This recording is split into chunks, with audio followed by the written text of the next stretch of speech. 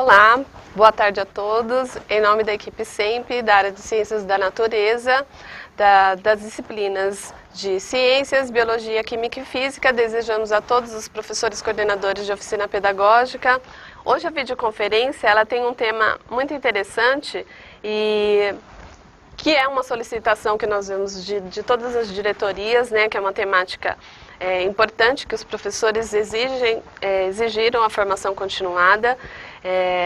Nós contamos muito com a colaboração de vocês e a participação para mandar os relatos de como é que isso está chegando nas escolas.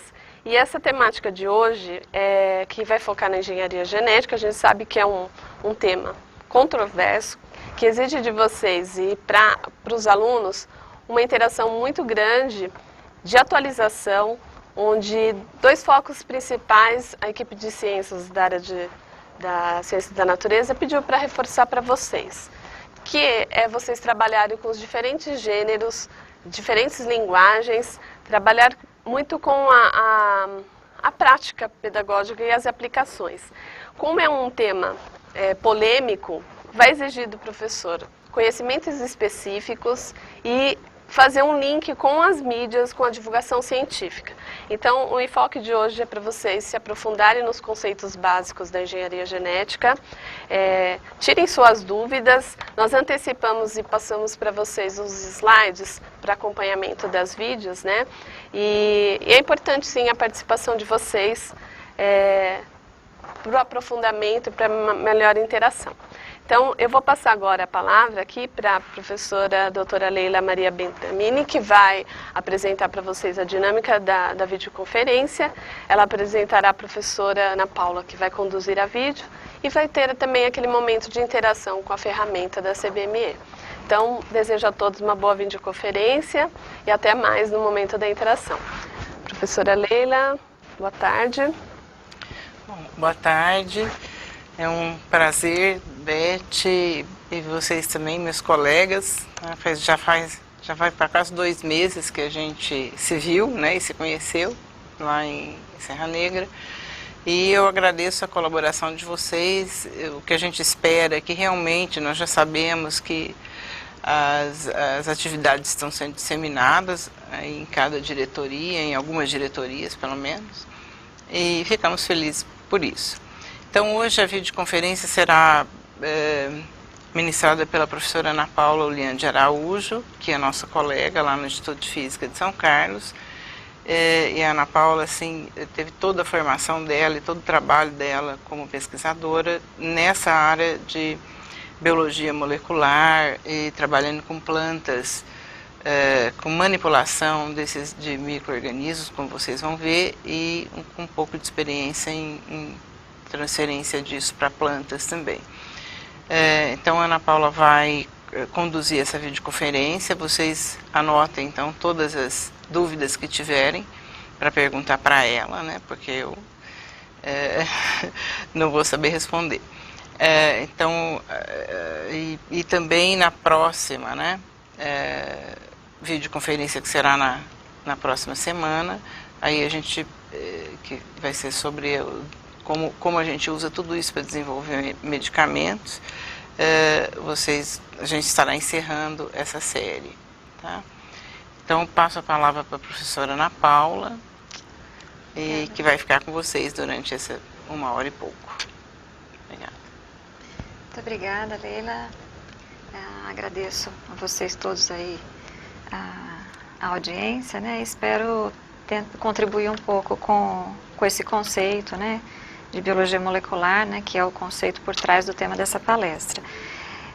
O tema da palestra, falando nisso, então, é a engenharia genética, os transgênicos e a tecnologia do DNA recombinante. Um tema bastante amplo para a gente tratar num tempo tão curto quanto o que a gente tem aqui hoje. Então, se ao final faltarem coisas ainda, se estiverem em dúvida, por favor, perguntem, né?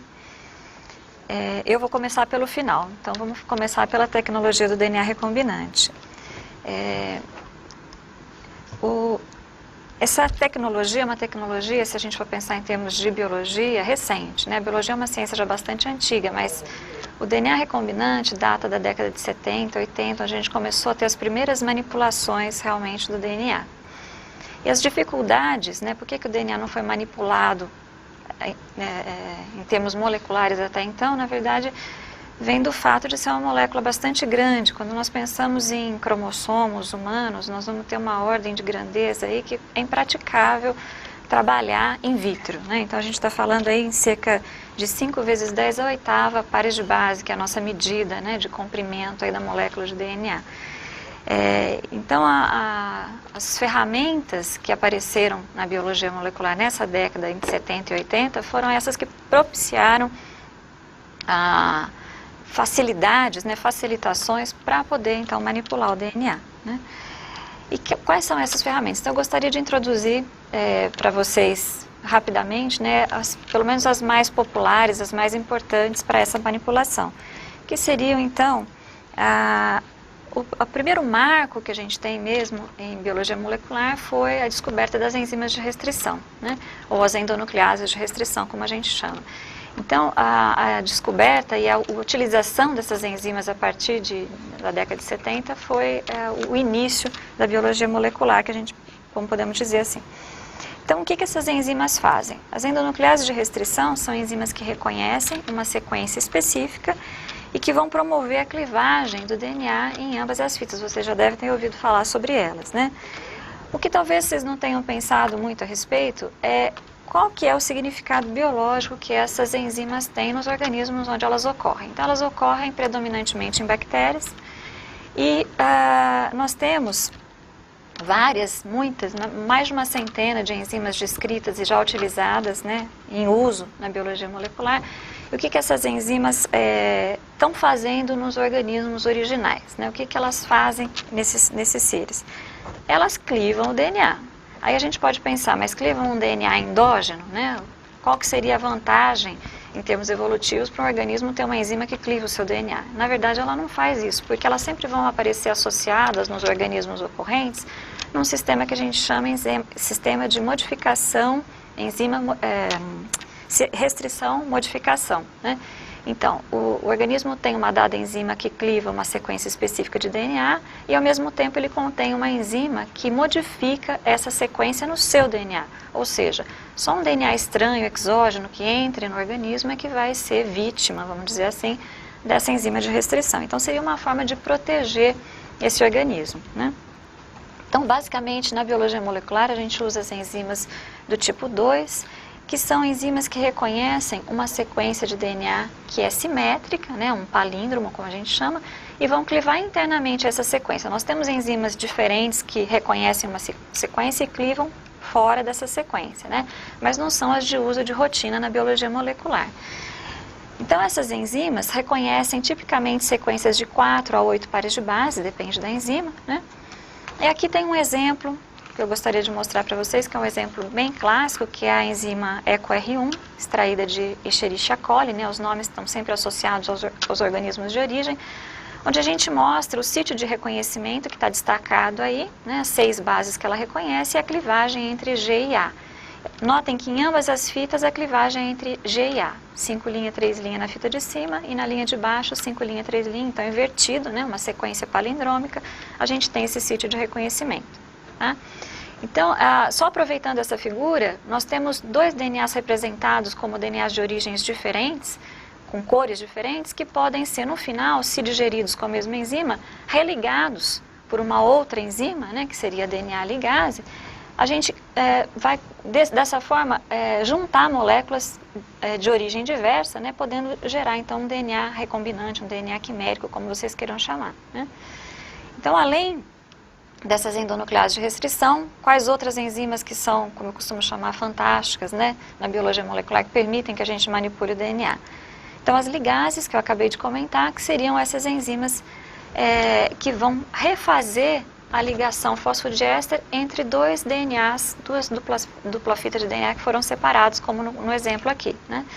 Então, nós temos 2 extremidades que pareiam, né? Notem aí nesse esquema, nós temos aqui bases desempareadas que vão ter complementaridade com a outra fita, elas vão parear, então foram digeridas com a mesma enzima, mas é preciso refazer a ligação covalente aqui, né? Uma ligação fosfodiéster. Então, precisa de um agente catalítico, no caso, uma DNA ligase, né? As DNA ligases ligam, então, DNA-DNA, DNA-RNA.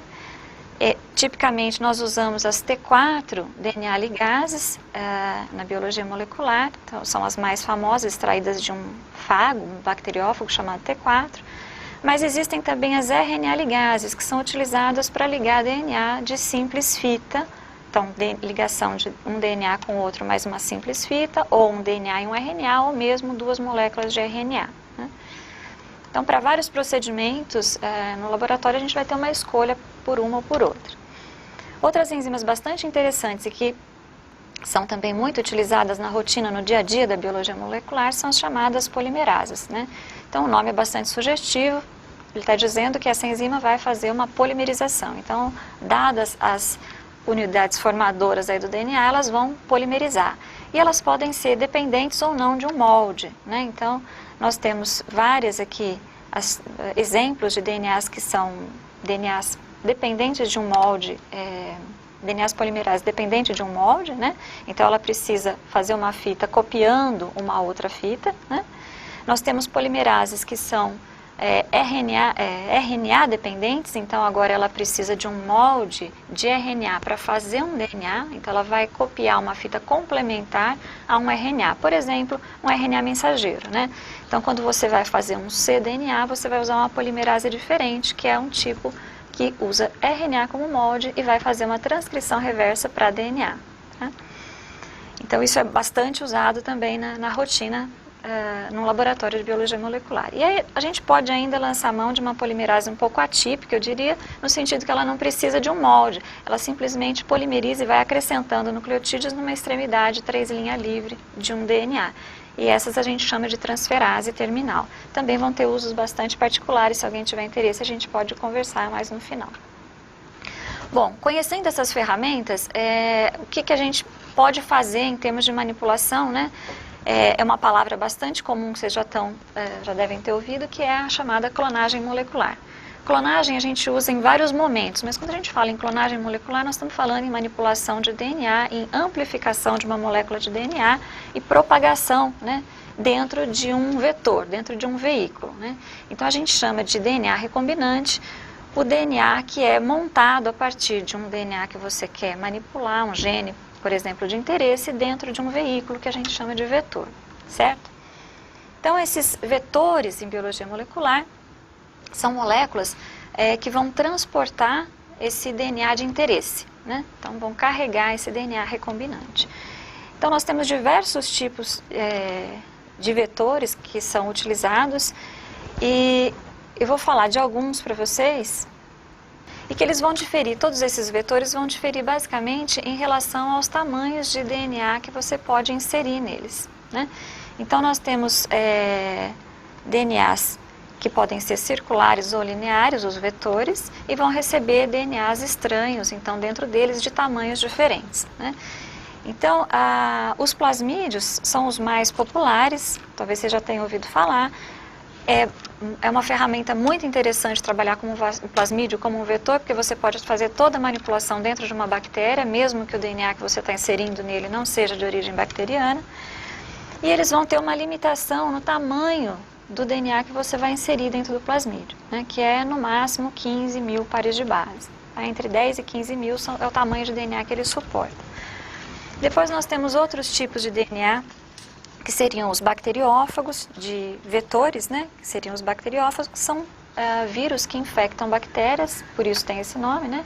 Se replicam dentro das bactérias como uma virose lítica, então como se fosse uma doença, vamos chamar assim, e suportam então fragmentos maiores de DNA, então até 23 mil pares de base, dependendo, por exemplo, se você quer fazer uma biblioteca, né, do genoma de um organismo, seria interessante usar um fago, né, um bacteriófago, talvez e não um plasmídio, dependendo dos tamanhos que você gerou a partir do genoma, né? E ainda vetores que suportam DNAs ainda maiores, que seriam os BACs, né? A gente chama de cromossomos artificiais bacterianos. Então, centenas de pares de base, podem ser colocados dentro desses vetores. Então, cada um é óbvio que vai ter uma aplicação particular, né? Cada caso a gente tem que olhar com calma. Eu vou falar um pouquinho mais dos plasmídios, porque esses são os vetores preferenciais no laboratório de biologia molecular. Inevitavelmente você vai ter que passar por um plasmídio, né? Não necessariamente os outros. Então esses plasmídios são moléculas de DNA dupla fita, circulares, né, que têm tamanhos bastante variados, são ocorrentes naturalmente em muitas bactérias e até em leveduras, e podem ter várias cópias dentro da célula. Isso depende das características particulares do plasmídio. E uma coisa interessante são que em condições naturais, esses plasmídios são capazes de conjugar, né, ou seja, ser trocados entre bactérias diferentes através, por exemplo, de um pile de conjugação, né? Então eu costumo brincar que as bactérias fazem sexo através da troca de plasmídios, né, uma forma de trocar informação genética. De novo, eu gosto sempre de chamar a atenção qual que seria a função de um plasmídio dentro de uma bactéria. O que a gente pode ter de diferente numa bactéria que tem plasmídio, ou qual que seria o interesse de uma bactéria trocar um plasmídio com uma outra bactéria, né? Essa possibilidade, o que elas têm? Acho que é mais fácil a gente pensar assim, o que elas carregam nesses plasmídios? Que genes que estão contidos nesse vetor, né?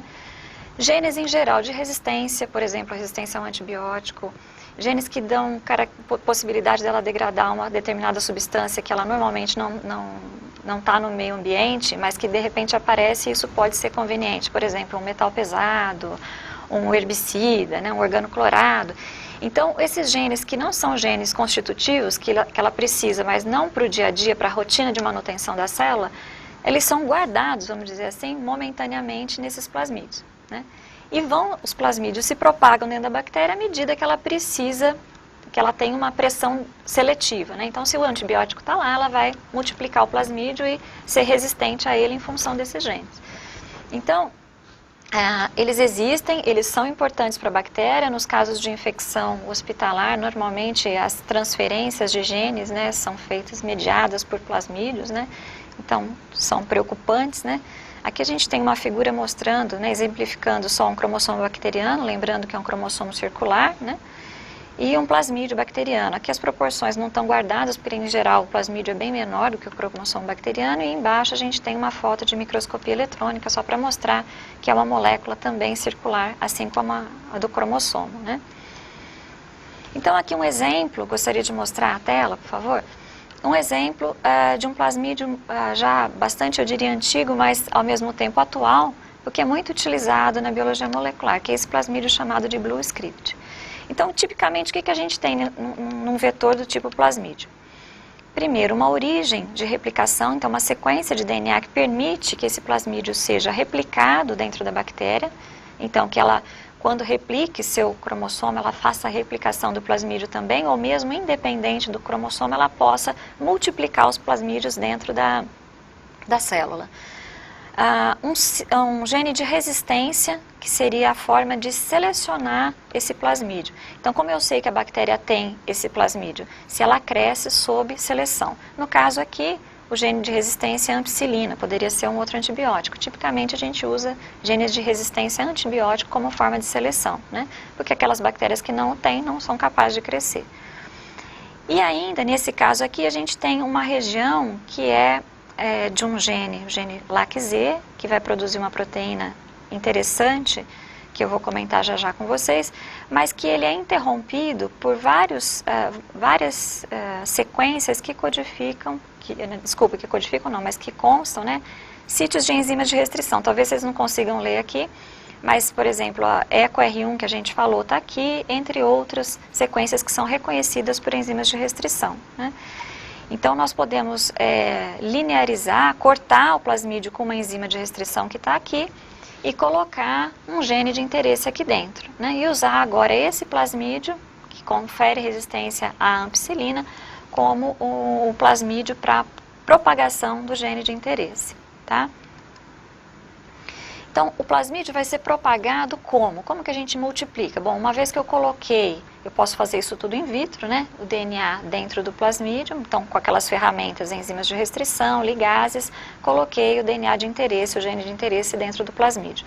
Mas para multiplicar o plasmídio, eu tenho agora que colocá-lo dentro de uma célula, né? No caso, uma célula bacteriana é o que tipicamente a gente usa. Então, os plasmídios são propagados nas células bacterianas.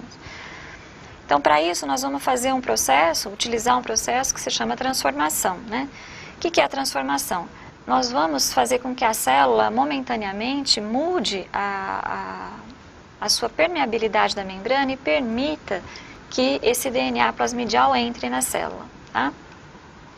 Além disso, nós precisamos colocar um gene marcador sempre no plasmídio, né, para que a gente possa, então, fazer a seleção, né? Então, uma pergunta que sempre surge, né, é possível fazer essa absorção do DNA, né? A célula consegue fazer essa absorção do DNA? A gente está falando de uma macromolécula, né? Na verdade, as células são capazes de absorver o DNA do meio, sim. Os experimentos clássicos, né, para determinar que o DNA é a molécula de informação hereditária, na verdade, já diziam para a gente que é possível você transformar uma célula, né?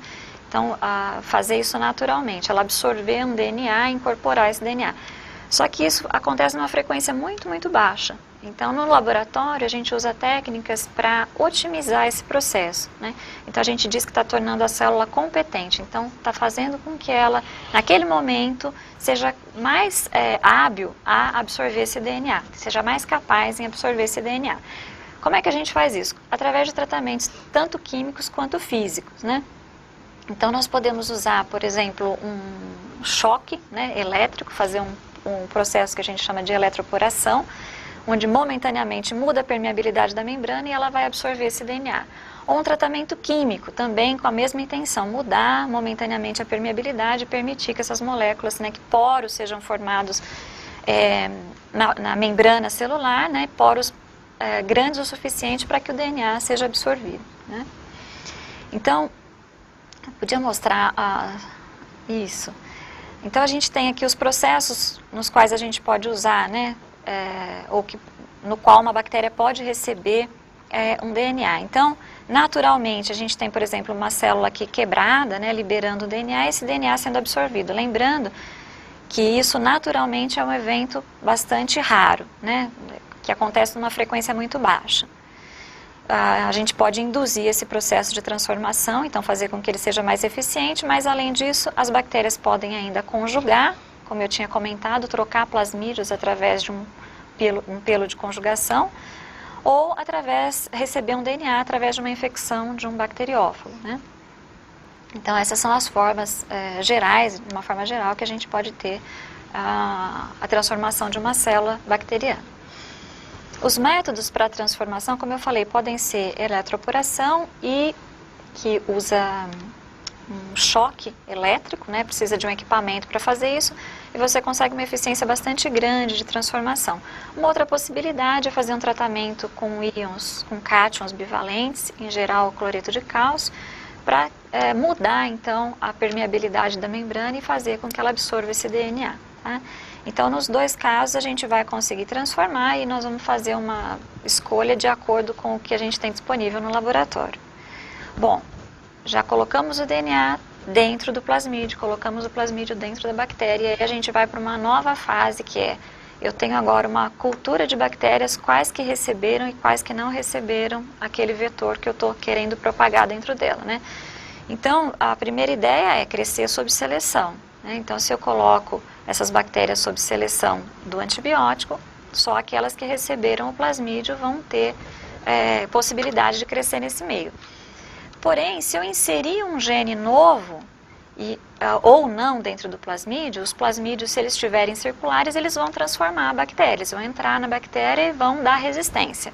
Como que eu sei se o gene está ou não está lá? Então, tem uma técnica, se a gente estiver usando aquele plasmídio, então aqui, como eu falei para vocês, a gente tem os sítios de clonagem, eles estão dentro de uma região codificante, né? Essa região aqui do gene LAC-Z. Esse gene, ele codifica uma enzima que, se a gente oferecer o substrato adequado, que é o X-gal, ela vai degradar esse substrato e produzir uma coloração azul. O produto da reação é azul. Então, as colônias ficam azul, até por isso esse plasmídio tem esse nome Blue Script, né? Então, o que a gente faz quando usa esse vetor é inserir um gene dentro dessa região codificante. Se o gene entrou lá, ele vai interromper a sequência normal do gene. Interrompendo a sequência normal do gene, o que ele vai produzir a partir dessa região já não faz mais sentido. E, consequentemente, nós não temos uma enzima funcional. Então, as colônias transformadas que têm, o gene de interesse colocado dentro dessa região do gene LAC-Z, então, aqui dentro dessa região do LAC-Z, se a gente conseguiu inserir o gene de interesse aqui, o que vai acontecer é que as nossas colônias vão ficar todas brancas, não ficam mais azuis, quando oferecemos o substrato, claro, né? Então, a gente tem, vou passar rapidinho aqui para chegar de novo, esse efeito. Então, nós temos aqui duas placas, né? Uma placa aqui com colônias brancas, onde a gente não tem a expressão do LAC-Z, e a placa aqui todinha azul, né? Na verdade, aqui nós estamos vendo duas culturas, né, que tem ou não como um controle, né, de como seria quando a proteína está funcional. Então, proteína funcional significa eu não consegui clonar o meu gene de interesse lá dentro. Numa plaquinha, quando a gente transforma todas as células e coloca numa placa de Petri, nós vamos ter colônias brancas e azuis, né, distintas. O que significa? Quais colônias eu vou pegar para procurar o meu plasmídio? As brancas, certo? Então, as azuis significam as células têm plasmídio, mas não tem o gene de interesse dentro. Então, isso facilita muito a rotina no laboratório quando a gente está trabalhando numa escala maior, né? Uma escala grande, né? Uma outra técnica que eu acho que vale a pena ainda comentar de uma forma rápida com vocês, que é uma técnica que todo laboratório de biologia molecular, sem exceção eu diria, trabalha e utiliza, é a técnica de PCR, né, da reação de polimerização em cadeia. Essa técnica, certamente vocês já ouviram falar, né, quando a gente fala de exame de paternidade, ela é usada também para isso.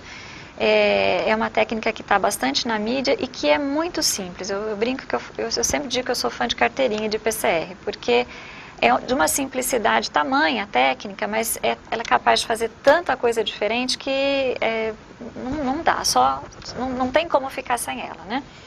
Então, o que é o PCR? A gente, deixa eu só mostrar, por favor, o slide. Eu só queria apresentar, né? A gente teve Kary Mullis e Smith foram laureados com o Prêmio Nobel de Química em 93 por conta dessa simplicidade que foi o PCR, né? Talvez todo mundo já conhecia as polimerases nessa época, né? Não era uma novidade para ninguém, mas a forma de usar uma DNA polimerase numa reação in vitro foi realmente fenomenal, tanto que eles ganharam o Prêmio Nobel aí em 93 por isso, né? Então, em que consiste o PCR? Nós temos um DNA de interesse, que a gente chama de DNA molde, e a gente quer amplificar uma determinada região dentro desse DNA.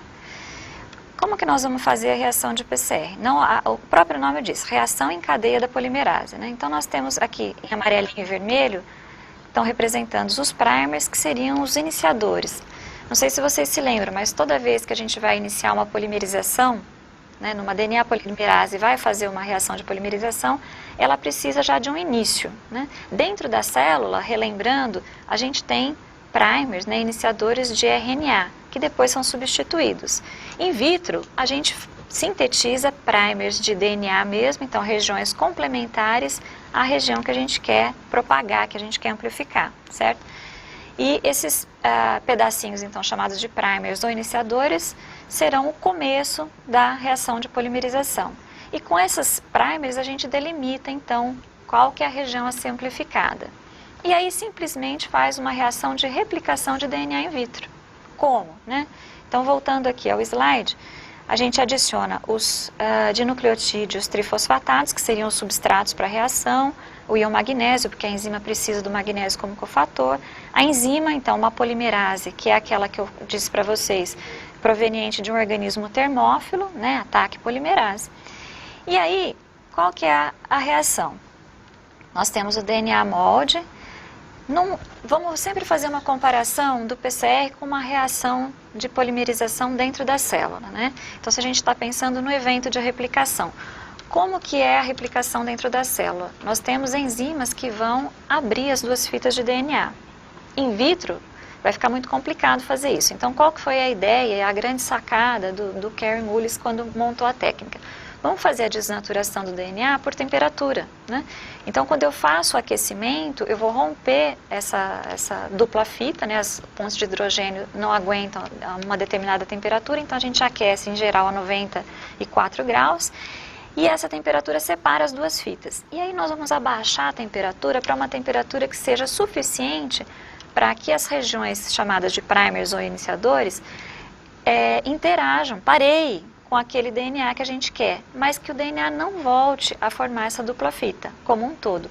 Voltando no slide, só para a gente acompanhar na figura, então nós temos aqui, olha, o DNA sendo desnaturado, então ele fica 1 minuto a 94 graus. Abrimos as duas fitas. Aí a gente faz uma etapa que é chamada de anilamento ou hibridização, onde a gente vai fazer com que agora os primers hibridizem com as regiões que a gente delimitou. Então, eles pareiam, certo?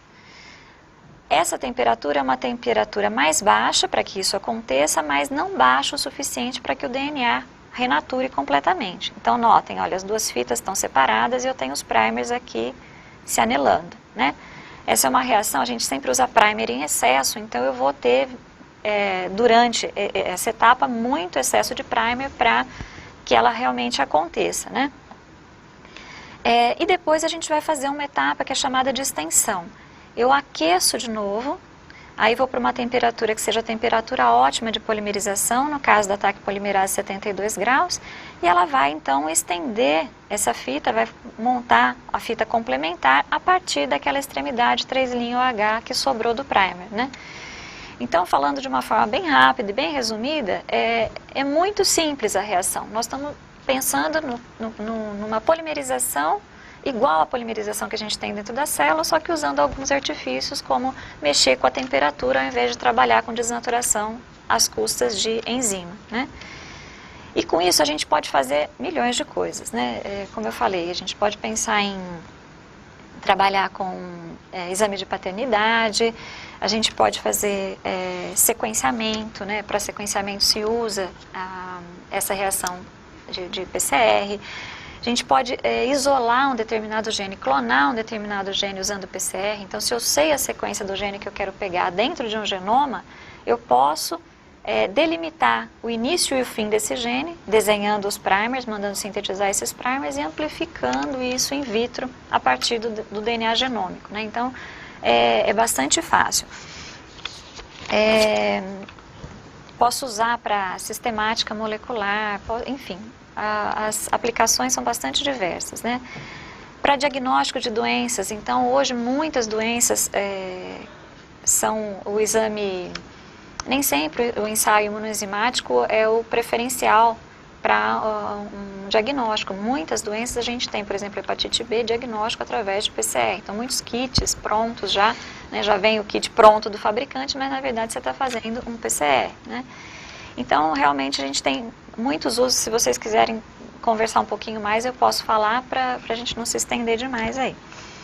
E aí eu queria entrar agora na segunda parte da nossa conversa, que é a questão de plantas transgênicas. Então, como a Leila comentou com vocês, eu trabalhei já há bastante tempo com plantas transgênicas, sou fã de plantas transgênicas, então todo mundo fala que eu defendo plantas transgênicas, né? Na verdade não é isso, eu tenho um ponto de vista bastante profundo a respeito do assunto. Talvez não tenha trabalhado tanto com isso, mas sempre estou tentando me informar. Então eu acho que elas vieram para ficar, né? É uma tecnologia que veio para ficar. E eu queria conversar então um pouquinho com vocês para a gente no final abrir e ver o que vocês acham, né? A primeira questão, né, é a gente entender como é que se faz um transgênico, né? Então, para a gente poder ter um ponto de vista a favor ou contra, ou mesmo ficar em cima do muro, né, o ideal é que a gente saiba o que é um transgênico, né, mas saiba de verdade, não superficialmente, né? Então, como definição, a gente tem o transgênico seria qualquer organismo que por transformação, teve a sua constituição genética modificada, né, através da introdução de genes, em geral, de um outro organismo, tá? A gente tem muita confusão na literatura sobre transgênico e OGM. Na verdade, todo transgênico é um OGM, né? Porque ele foi manipulado geneticamente. Os OGMs são organismos geneticamente manipulados. Então, todo transgênico, se ele teve manipulação do DNA, ele é um OGM. Mas nem todo OGM é um transgênico, no sentido que você pode ter genes de um determinado organismo manipulados, os próprios genes do organismo, né? Você pode ter sequências retiradas e reintroduzidas. Você não está reintroduzindo nenhuma sequência nova. E aí não é um transgene, né? É uma modificação genética que você está fazendo através de biologia molecular. E aí a gente tem, então, os OGMs, né? Isso não é tão relevante. Eu acho que o mais relevante para a gente é, primeiro, o que é o gene, né? Quando a gente olha essa sequência que vocês estão vendo aí, eu posso dizer que aí dentro a gente tem um gene, né? E vocês vão me dizer, eu estou vendo um monte de letrinha, né? CGAT, o que é o gene aí? Quando a gente pega essa informação nua e crua de um sequenciamento, como é que eu vou saber aonde o gene está? Né? O que me diz? Quais são os elementos para eu chegar num gene? Então, pegando o exemplo da soja transgênica, posso pôr na tela, por favor? Então, nós temos aqui o que codifica. Eu vou mudar e voltar o slide aqui para dar certo, porque ficou cortado, tá? Então, nós temos 3 regiões básicas no gene, que seria a região promotora, a região codificante, então aquela região que realmente, se a gente pegar a sequência de códons e fizer a tradução, vai dar a proteína de interesse, e uma região chamada de terminador. Então, só a região codificante é que codifica a proteína, mas nós temos elementos aí que estão laterais que vão ter uma importância fundamental no nosso gene. Então, pensando dentro daquela sequência de letrinhas, a gente consegue identificar, por exemplo, no gene que a gente introduziu a gente não, porque não fui eu, né? Não participei. Mas na soja transgênica tão polêmica, o que a gente tem? Uma região promotora que diz aonde esse gene vai ser expresso, no caso, na planta toda, em que momento que ele vai ser expresso, se é um momento específico ou não, não é, então ele é constitutivo, ele vai ser sempre expresso, e quantas vezes, então, o quanto é forte um promotor vai dizer, olha, ele vai ser expresso muitas vezes ou poucas vezes, né? Então, a região promotora, ela vai dar as diretrizes para a expressão de fato, tá? Depois, na região codificante, a gente tem, então, a proteína reconhecida, né, associada àquele gene, né, codificada por aquele gene. Então, no caso, uma proteína que confere resistência ao glifosato, né, conhecido comercialmente como Roundup.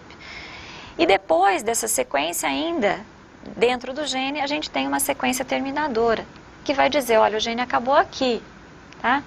Então, esses elementos a gente consegue reconhecer dentro dessa sequência de letrinhas através de informações de bioinformática, né?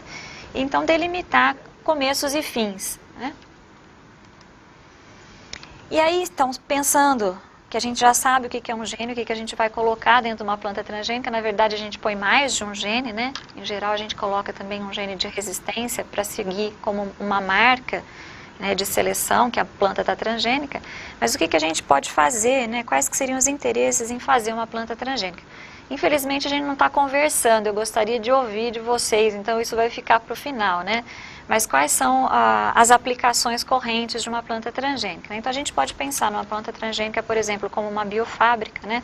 Como uma planta produtora de um determinado composto que ela não produzia, né? Um biocomposto que ela não produzia. A gente pode pensar numa planta com uma qualidade nutricional alterada, que tem alguma característica mais interessante, então mais nutritiva, que tenha maior longevidade. A gente pode pensar em plantas resistentes à praga, né, que é o caso do algodão que a gente já tem hoje aqui no Brasil, o algodão chamado de biti, que é resistente ao herbívoro, né, que o preda. Que mais? Podemos pensar na planta transgênica num sentido mais amplo, que a gente vai estar reduzindo custos quando a gente cultiva plantas que não utilizam herbicidas ou utilizam quantidades menores de herbicidas, né? Então, tem uma série de aplicações que a gente poderia pensar e que justificariam, né, fazer uma planta transgênica. Mas, além disso, se a gente pensar que nós temos uma demanda crescente de alimento, pensando em termos de aumento populacional, e que a área plantada que a gente tem, na verdade, não tem crescimento relativo ao crescimento de bocas, vamos dizer assim, né? a gente acaba chegando, a previsão é um colapso num determinado momento. A gente tem que aumentar a produtividade, já que a gente não pode aumentar tanto a área, né? Então, com os transgênicos a gente consegue aumentar bastante a produtividade. Então, essa é uma justificativa forte, difícil da gente simplesmente colocar isso de lado, né? Falar, não vamos fazer transgênico, não vamos plantar transgênico, né? Então, como que a gente faz uma planta transgênica? Então, eu queria chegar aí com vocês, que é pensar... Posso passar o slide, por favor, de novo? Então, pensando naquela nossa construção, olha... Então, a primeira coisa é eu determinar qual é o gene que eu quero inserir na planta, né? Então, aqui a gente tem a construção do gene inserido em soja. Então, olha, o promotor já está com o nome aqui, que é um promotor que é de origem viral. Ele vem do vírus do mosaico da couve-flor. Ele chama 35S. Um promotor, então, constitutivo. O que que significa? Ele vai fazer com que a proteína seja expressa em toda a planta, tá? Um promotor forte, né, muito bem expresso. O gene, a região codificante do gene é esse EPSPS, que codifica uma proteína que é insensível ao glifosato e que atua na formação de aminoácidos aromáticos, tá? Então, as plantas que não têm esse gene, na presença de glifosato, ou do Roundup lá, né, do herbicida, a proteína endógena delas é sensível ao glifosato. Nesse sentido, ela não tem atuação e ela acaba tendo uma deficiência na síntese de aminoácidos aromáticos.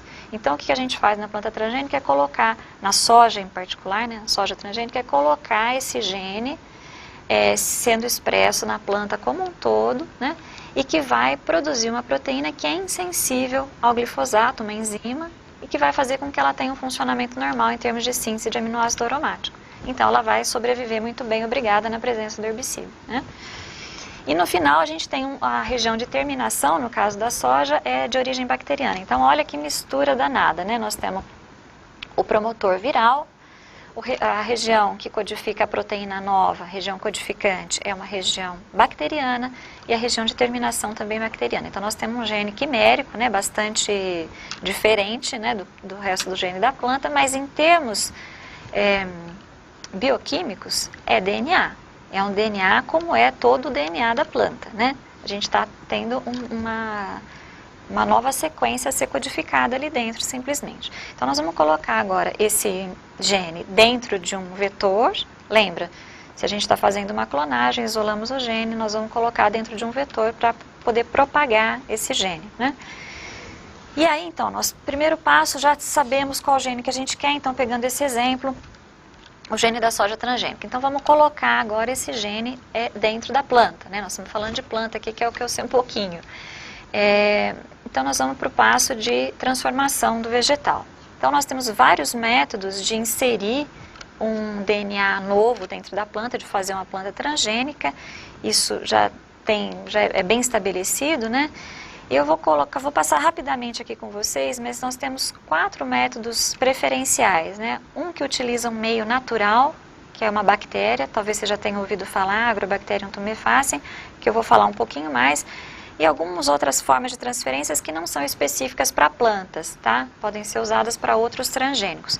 Agrobacterium é exclusivamente usada para transformação vegetal. Então, essa é uma bactéria muito interessante, já descrita há um século por agrônomos como uma bactéria causadora de uma doença em plantas, que eles chamam de galha de coroa. É uma bactéria de solo que vive, que é capaz de infectar plantas que têm algum ferimento. Ela é atraída, né, pelas substâncias químicas liberadas pela planta, e ela infecta o tecido que está lesado, que foi machucado, e começa a se desenvolver ali e provoca essa tumoração que a gente viu no slide, né? Forma o que eles chamam de galha de coroa, né? Então, essa tumoração, na verdade, é um crescimento anormal do tecido da planta, desencadeado pela infecção da bactéria.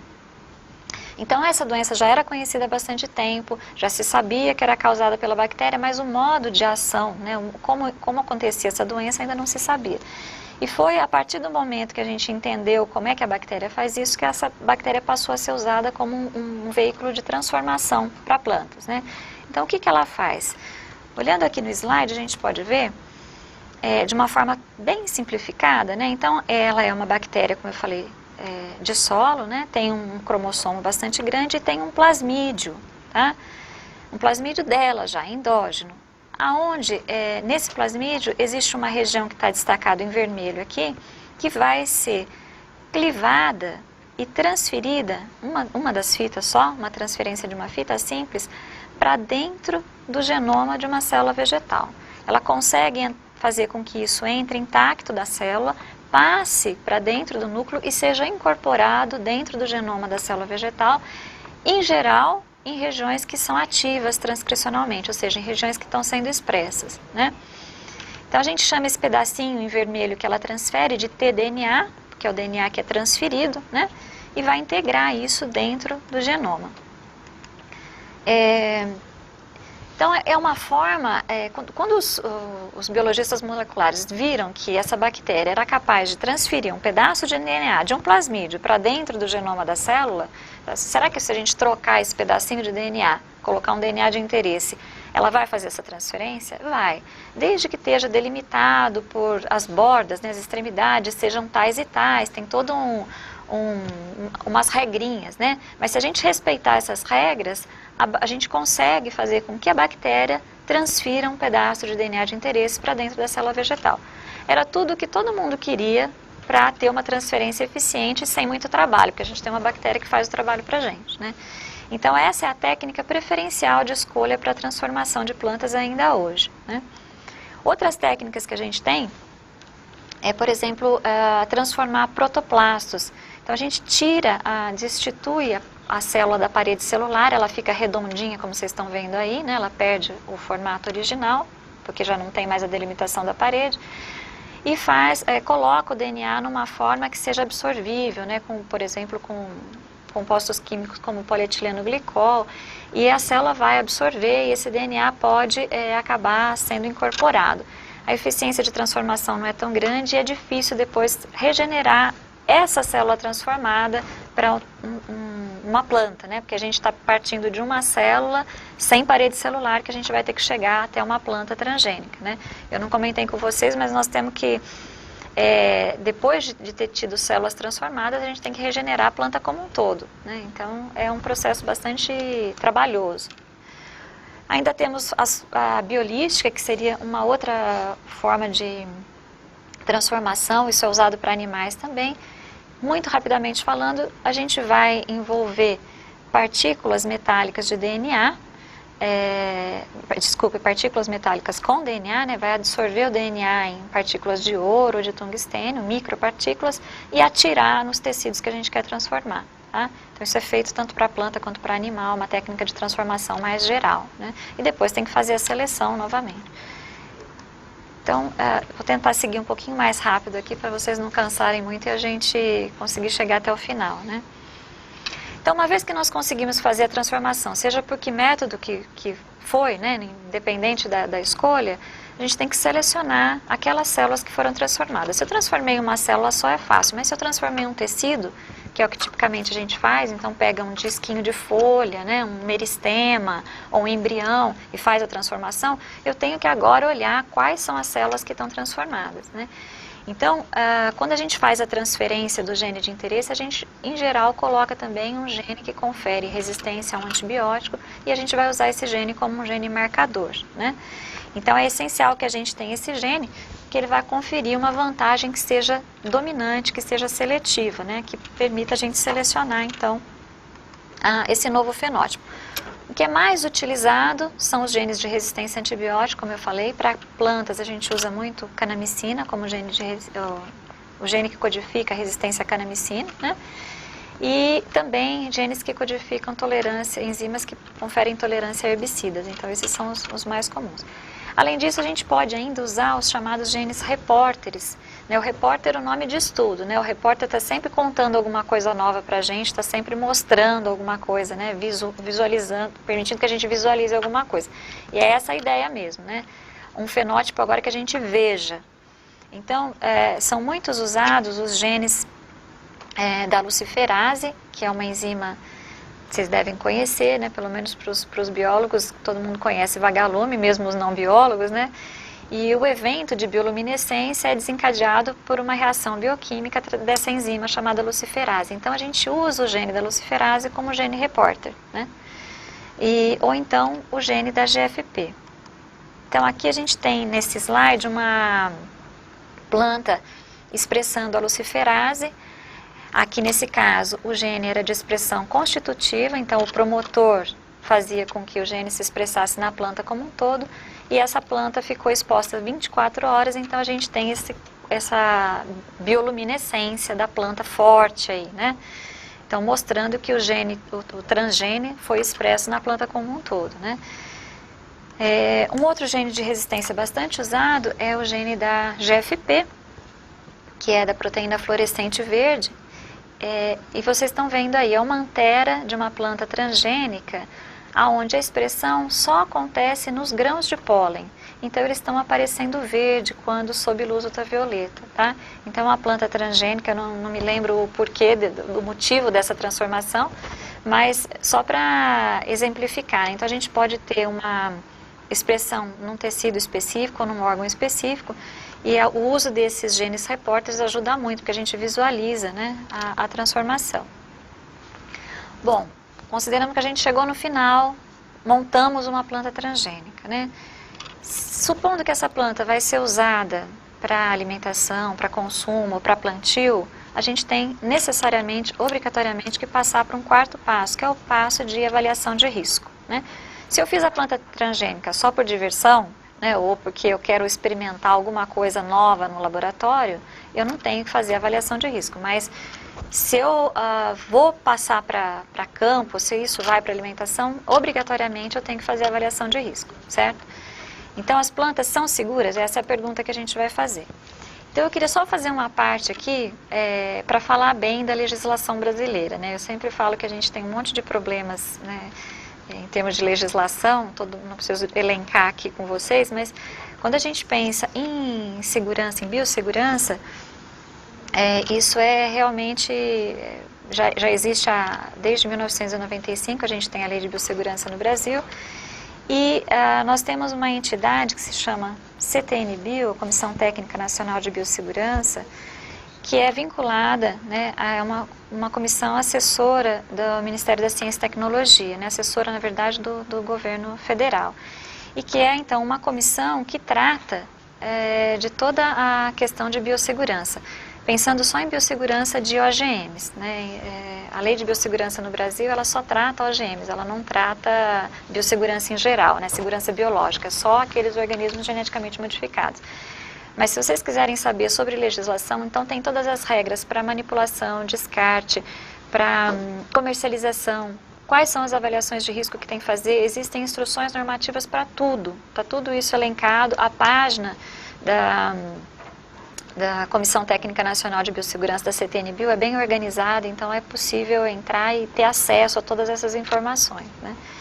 Então, na CTN-Bio a gente tem então essa lei que diz, dentro dessa lei de biossegurança que foi em 1995, depois em 2005 ela foi reformulada, mas ela exige que toda instituição que usa técnicas de engenharia genética, né, de manipulação genética, a gente tenha uma comissão interna de biossegurança que vai estar olhando para tudo isso, toda essa questão de se a legislação está sendo cumprida ou não, né? Então é bastante sério isso, né? Queria só falar um pouquinho ainda sobre as avaliações de risco que a gente tem, né? O que é feito, né?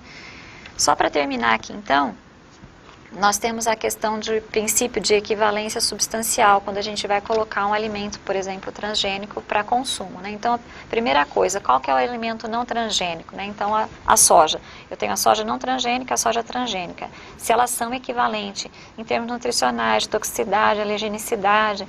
Então, comparar, né, porque eu tenho um parâmetro muito bom, que é a planta normal, vamos dizer assim, né? Para fazer essa comparação com a planta transgênica. Produção de toxinas, né? Então tudo isso é feito e nenhuma planta vai para consumo se não tiver passado na avaliação de risco. Não é passado ter sido feita, é que ela tenha sido aprovada na avaliação de risco, né?